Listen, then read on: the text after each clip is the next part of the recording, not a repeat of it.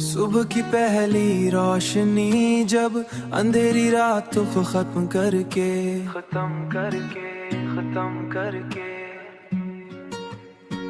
एक नई उम्मीद लेकर आती है, तो दिल को कुछ लम्हों के लिए सुकून मिलता है।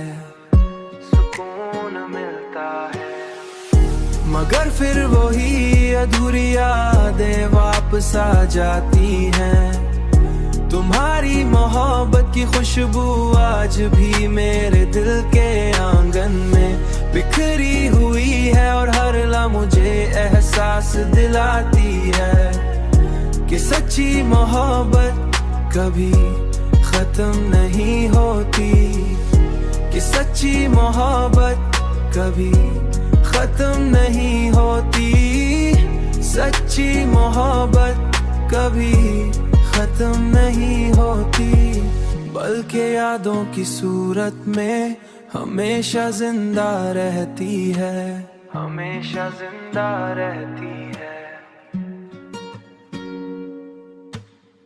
मैं उन्हीं यादों के सहारे अपनी जिंदगी गुजारता हूँ, अपनी जिंदगी गुजारता हूँ, अपनी जिंदगी गुजारता हूँ।